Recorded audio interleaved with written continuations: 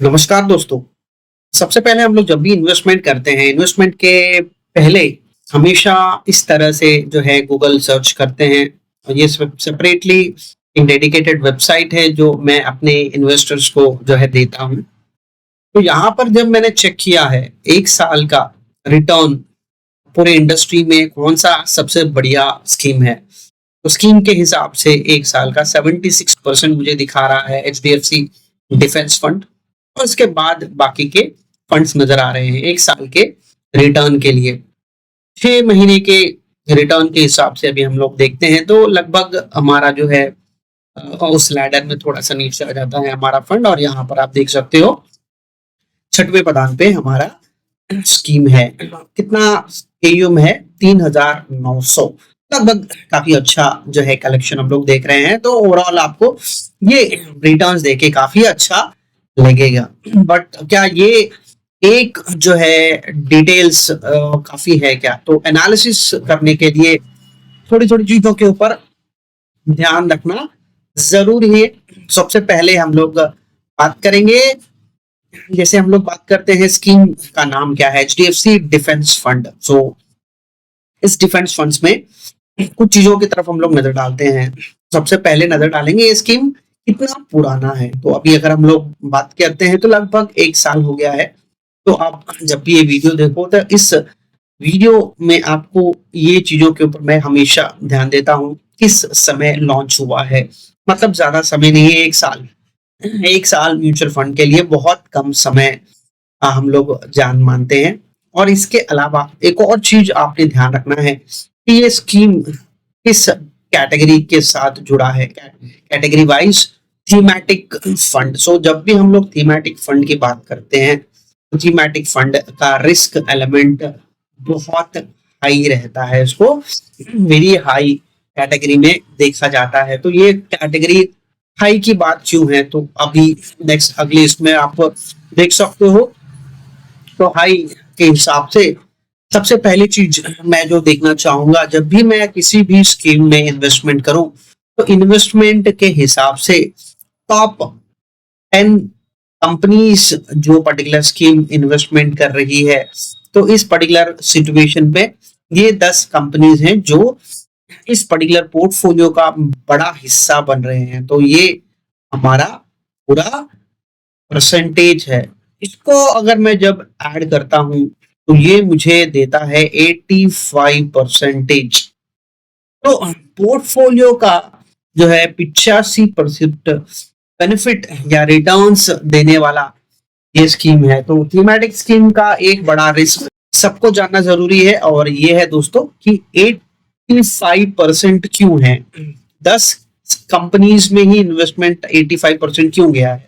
तो थीमेटिक का पर्पस ही यही है कि एक थीम के बेसिस पे कंपनीज को सिलेक्ट किया जाता है और उस सिलेक्शन के बेसिस पे जो स्कीम बहुत अच्छा है उस बेसिस पे जो है ये बन रहा है। तो ये यहाँ पर कॉन्सेंट्रेटेड रिस्क कहते हैं। तो कौन इसको क्या कहेंगे? Concentrated risk. तो पोर्टफोलियो का 10 कंपनीज का 85%। अब मैं इसको ये हटा देता हूं, बात आप नीचे के 5 अगर मैं हटा देता हूं, शुरुआत के 5 कंपनीज को मिला के लगभग 60% हो रहा है। तो मेरे पोर्टफोलियो को कंट्रोल करने वाला 5 कंपनीज है। इस 5 कंपनीज का परफॉर्मेंस अगर आएगा तो मुझे रिटर्न्स दिखेंगे इस पर्टिकुलर पोर्टफोलियो में। अगर पोर्टफोलियो में रिटर्न्स नहीं आते हैं तो आपको बखूबी समझ जाना चाहिए कि ये 5 कंपनीज का जो है परफॉर्मेंस बहुत ही बेकार है। और साथ ही साथ अगर 10 कंपनीज का परफॉर्मेंस सही तरह से नहीं बैठता है तो इस पर्टिकुलर फंड का पोर्टफोलियो परफॉर्मेंस बहुत ही बुरा रहेगा। तो ये चीज बहुत इंपॉर्टेंट है। थीमेटिक फंड में इस एस्पेक्ट्स को समझना बहुत ही ज्यादा जरूरी बन जाता है। इसको आप अगर ध्यान दोगे, इसके साथ कैश लगभग 3% मतलब हर 100 रुपए में लगभग 3.46% ये फंड जो है कैश में बैठा है। तो डेफिनेटली सिचुएशन के हिसाब से कैश में ऊपर नीचे होता है। कोई कोई स्कीम 10% तक जो है होल्ड करते हैं, कोई स्कीम जो है 1% तक होल्ड करता है। तो ये रेंज वैरी करते रहता है, तो आपका पैसा आइडियल जितना कम हो उतना अच्छा है। तो ये एक जो है पॉइंट और रिस्क एलिमेंट इस पर्टिकुलर स्कीम में है।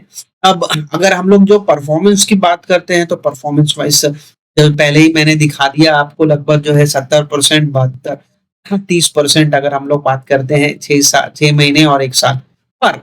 इसको अगर मैं बेंचमार्क के साथ कंपेयर करता हूँ, तो देखिए बेंचमार्क का रिटर्न्स कितना है, 45% पिछले 6 महीने में, 1 साल में लगभग 100% इस बेंचमार्क रिटर्न दे दिया है। तो ये चीज को बहुत ही गहरी तरीके से समझना है कि ये पर्टिकुलर स्कीम रिस्क लेके भी अंडर परफॉर्म कर रहा है, बेंचमार्क से काफी कोसों दूर है।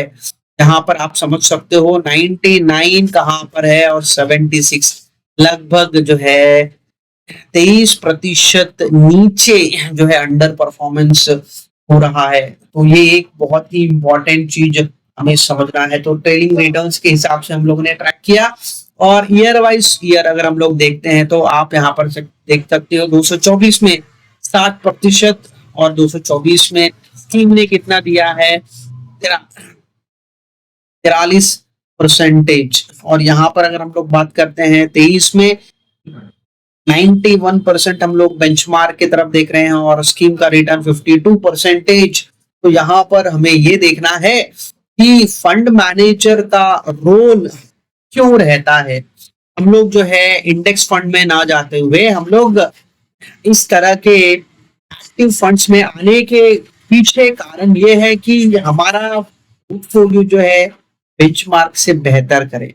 जब हमारा स्कीम बेंचमार्क से इतना बुरा कर रहा है, तो क्यों ना हम लोग जो है ऐसे इंडेक्स फंड की तरफ जाए जो आपको बेंचमार्क से बहुत करीबी जो है रिटर्न दे सकता है। तो ये चीज मैं इसीलिए एनालिसिस की तरफ मैं थोड़ा सा ज्यादा ध्यान देता हूं, ताकि रिटर्न्स काफी अच्छे हैं, बट अगर मैं बेंचमार्क के साथ कंपेयर करता हूं, तो ये जो है बहुत ही अंडर परफॉर्मिंग स्कीम का मानूंगा मैं। तो डिपेंड करता है इस पर्टिकुलर फंड का बीटा क्या है, मीन क्या है, स्टैंडर्ड डिविएशन क्या है, शार्प रेशियो क्या है, अल्फा क्या है।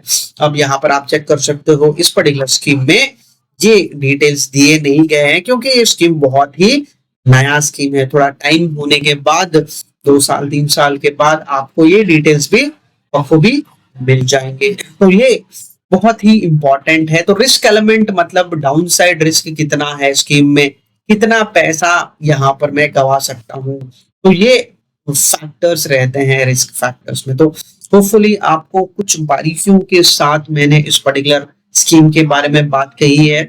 और रिटर्न्स एक ही नहीं रहता है दोस्तों, आपको रिस्क एलिमेंट, मेरा पैसा कितना नीचे जा सकता है इस पोर्टफोलियो में शॉर्ट टर्म में, तो ये बहुत ही ज्यादा हमें नजर आ रहा है। तो इसके साथ जो है मैं इस पर्टिकुलर वीडियो को कंक्लूड करना चाहूंगा।